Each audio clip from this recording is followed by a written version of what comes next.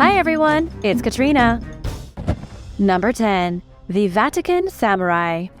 There was once a samurai in the Vatican named Hasekura Rokuemon Tsunenaga. He was a Japanese samurai who led a diplomatic mission to the Vatican in 1613 that didn't end until 1620. He first traveled through New Spain, the place we currently call Mexico, and then sailed from Veracruz to various ports across Europe. He met the King of Spain as well as Pope Paul V, and delivered letters from the daimyo of Sendai. In ancient Japan, a daimyo was an extremely powerful feudal overlord, almost like a king. This particular feudal overlord, named Date Masamune, wished to trade with Spain. He even invited Catholic missionaries to travel to Japan. It was all part of a clever scheme to become even more powerful by establishing trading links with the empires of Europe, specifically the Catholic Church. But things didn't turn out quite the way the daimyo was hoping. In fact, this one expedition may have helped prevent the spread of Christianity into Japan. When Hasekura arrived back from the Vatican, Christianity was outlawed 2 days later. A decree against all Christians was put into place, saying that they needed to abandon their faith immediately or be exiled. But in reality, nobles would be exiled, while ordinary peasants and servants would be killed for practicing Christianity. There were even rewards offered for anyone who could catch a hiding Christian and turn them in. But what in the world happened? The daimyo had been willing to let the Christians come to Japan, but 2 days after his emissaries' return, he was executing them. Nobody knows what Hasekura said to make the feudal warlord change his mind. All we know is that after meeting the King of Spain and spending time at the Vatican, the samurai returned to Japan and Christianity was suddenly forbidden. While there is no way of knowing for sure, this expedition may have prevented Christianity from ever taking hold in Japan, like it did in other places, like the Philippines. What do you think happened? Do you think the samurai was mistreated? Let me know your thoughts in the comments. And now for number 9. But first, it's shoutout time! I want to give a big thank you to Isaac Brill and Avery Helfrich for supporting this channel. Be sure to subscribe if you haven't already for more videos about historical mysteries and amazing discoveries. Number 9. The Cave of Revelation.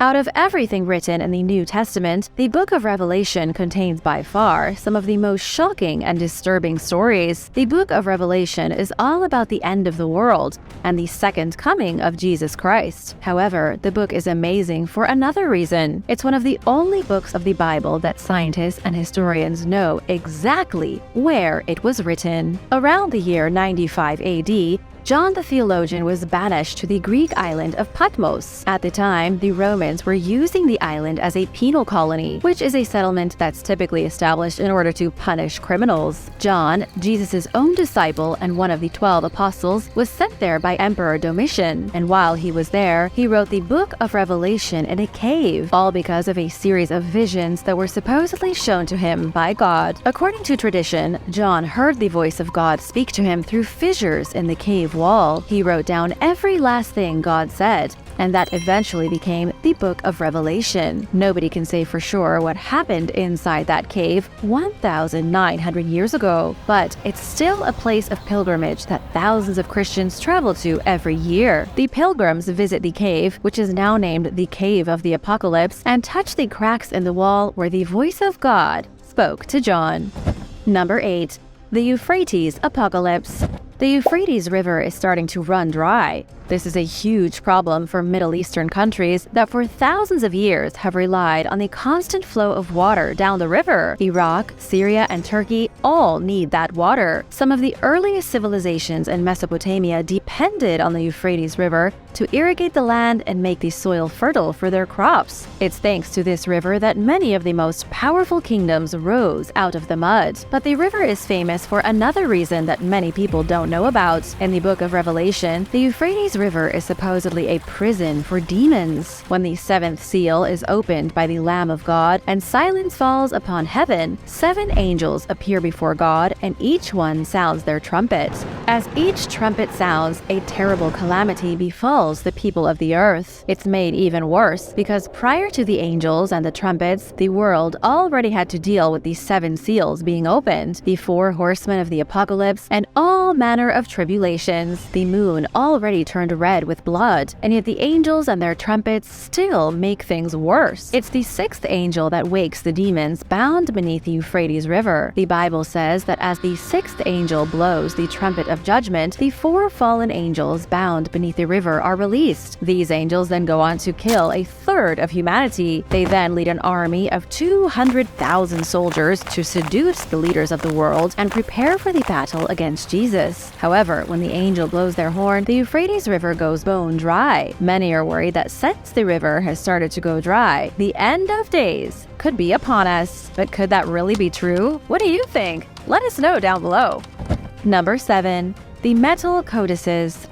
Several years ago, an ordinary man from an Arab village in northern Israel approached a group of British scientists. This man had in his possession a collection of 70 metal books that supposedly date back 2,000 years. He claimed these books were inscribed in ancient Hebrew and that they even contained the earliest known likeness of Jesus Christ. At first, it seemed like a bit of a hoax, but when the metallurgy report came back dating the books to the 1st century, historians realized the importance of what they'd found. According to David Elkington, a member of the British research team, the Metal Codices could be the earliest known Christian documents in existence. But where in the world did these metal books come from? They were supposedly found in a cave near the Jordan River. This was a place where early Christians worshipped in secret to avoid Roman persecution.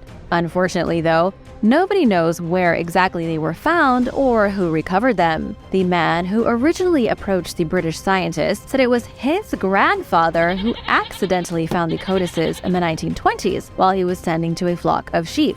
But others say the books were illegally excavated and then sold to the herder. The discovery made big news in 2011, but since then, almost no information has been revealed. Scientists are supposedly studying the codices, but it's been over a decade now. Sadly, whatever secrets were written on the metal sheets are currently lost. Number 6. Moses on drugs. Benny Shannon, an Israeli professor, recently made the shocking claim that Moses was on drugs. Moses received the 10 commandments from God, met the burning bush, and led the Israelites out of Egypt, and apparently he was also on some heavy psychedelic drugs. According to Shannon, who's a professor at Hebrew University, Moses was taking psychoactive substances not unlike ones found in the Amazon jungle. Similar substances that are combined into a mystical drink called ayahuasca may have been consumed by Moses atop Mount Sinai in Egypt. Benny says the events on Mount Sinai that are detailed in the book of Exodus were either supernatural or based on a legend. The only other explanation is that something very real happened on the mountain thanks to the effects of narcotics. Benny is a strong believer in the latter option. He says the burning bush was nothing but a hallucination. He also says the thunder, lightning, and blaring trumpet blasts were the effects of the hallucinogenic drugs. Moses was likely joined by others who shared in the psychedelic experience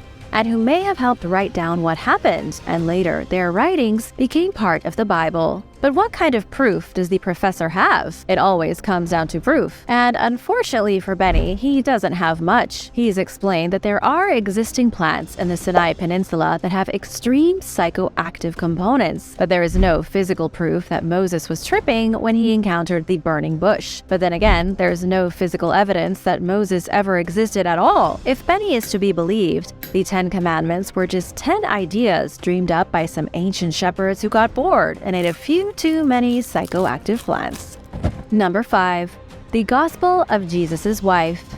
On an ancient piece of papyrus, scientists discovered what might be the earliest mention of Jesus having a wife. It happened in September of 2012, when historian Karen King from Harvard Divinity School made an announcement at an academic conference in Rome. She claimed to have discovered a fragment of papyrus with the phrase, "Jesus said to them, my wife," written on it. If the piece of papyrus proved to be a real artifact, it had the potential to change everything we know about Roman Catholic traditions. The The tiny document, no larger than a business card, became known as the Gospel of Jesus' wife. It threatened to undo centuries of rigid Christian traditions. If Jesus wasn't a bachelor, and if he wasn't celibate, it would mean the church has been lying to the world for at least 2,000 years. 3 years after the discovery was announced, scholars hadn't made any progress on authenticating the document. Karen couldn't seem to come up with an answer for where the papyrus came from, saying it was gifted to her by an anonymous individual. Then the piece of paper ended up in the custody of the U.S. Department of Homeland Security. Imagine an ancient piece of paper being taken by one of the most secretive and secure organizations in the world. The Department of Homeland Security took the ancient text from where it was being housed at Harvard's Houghton Library, and it's now being labeled a forgery. Nowadays, it's hard to say what exactly happened to the piece of paper, other than that the government got involved, and suddenly it wasn't a historical discovery anymore, just a hoax. But what do you think? Why would Homeland Security get involved? Let me know any theories you have in the comments. Number 4. Caves of Death in Galilee. While surveying a group of natural limestone caves in Galilee, Israel, scientists came across the remnants of ancient Jewish hiding places. Scientists found hundreds of limestone caves used as sanctuaries for Jews hiding from the Roman troops that attacked Jerusalem 2,000 years ago. It was during the Great Jewish Revolt between 66 and 70 AD that people fled to the cliffside caves in mass numbers, preferring to hide in the hot and brutal desert than face the wrath of the Roman Empire. Dr. Yinan Shiftiel from the Safed Academic College was one of the men involved in the discovery. He says researchers found water cisterns carved into the natural rock, as well as shards of pottery, lost coins, and other artifacts from the 1st century. The caves even had baths and candle niches carved into them, showing just how serious the residents were about hiding from the Romans. Even though the Jewish rebels tried to fight back against their oppressors, they couldn't stand against the full might of Emperor Vespasian and his son Titus. They had no choice but to retreat to the isolated cliffs, where they lived for years as the Holy Land was torn apart. Number 3. Aaron's Rod. People are always talking about the Ark of the Covenant, speculating over where the Ark might be hiding and what happened to it thousands of years ago, but nobody ever talks about what's inside the Ark. One of the artifacts supposedly hiding in this most holy of relics is a treasure straight from the Bible. It's called Aaron's Rod, and it was used to help lead the Israelites out of Egypt and into the Promised Land. In ancient Israelite culture, shepherds used rods to guide their flocks. A rod was seen as a kind of symbol of authority. When God called upon Moses, who was a shepherd, to lead the Israelites, he used Moses' rod for performing miracles. He essentially turned it into a magic wand, and God did the same with Moses' brother Aaron. But it was Aaron's rod that God used to turn the water of Egypt into blood, and when God needed to summon a plague of frogs, Aaron's rod was used a second time. In the end, God ordered that Aaron's rod be placed inside the Ark of the Covenant. It was a testimony of God's choice in picking his chosen people, the tribe of Levi. If the rod is truly a real artifact, it should still be sitting in the Ark of the Covenant today, wherever that might be. Any guesses? Let me know in the comments. Number 2. The Torah Code. The Torah Code is a secret code hidden in the Hebrew text of the Torah. This secret code has supposedly predicted many significant events in history, including some recent incidents. Those who believe in the code say the election of Donald Trump was predicted, as well as the global pandemic of COVID-19. According to Rabbi Matityahu Glazerson, who studies the secret text and searches for hidden messages, the code can be used to find a warning of the coronavirus. The code uses something called ELS, or equidistant letter sequence. To make this as simple as possible, it's all about selecting letters based on numbers. If you start at the 8th letter of a specific passage and then highlight every 8th letter, you can create words. It might seem random, but a lot of times this method will spell out entire sentences. It was using this code that the rabbi managed to reveal the words coronavirus in the Torah in Hebrew letters. Keep in mind this isn't an exact science. The same rabbi who discovered the coronavirus warning in the Torah also predicted that the apocalypse would happen in 2021. And since it's currently 2023, the rabbi may not be the most reliable fortune teller. But what other predictions do you think the Torah could be hiding? Let us know in the comments. Number 1. The Katif Hinam Scrolls. In 1979, the Katif Hinam scrolls were discovered in a cave, just like all the greatest religious discoveries typically are. All the most important scrolls seem to be found in dark and spooky caverns. These particular scrolls are the oldest surviving texts of the Hebrew Bible, written 600 years before the birth of Christ. The text is in an ancient Hebrew script, a version much older than the modern Hebrew alphabet still used today. The text includes excerpts from the Book of Numbers and the Book of Deuteronomy. When these scrolls were found in the 1970s, it was extremely exciting. Gabriel Barkay, a professor at Tel Aviv University, originally thought the site of Katif Hinam was empty. The cave had last been used for storing rifles during the Ottoman period. It was totally by chance that his assistant, a 13-year-old boy, came across a collapsed ceiling and the remains of a chamber. It was inside the chamber that Gabriel found the 2 silver scrolls. They were written around the 7th century BC,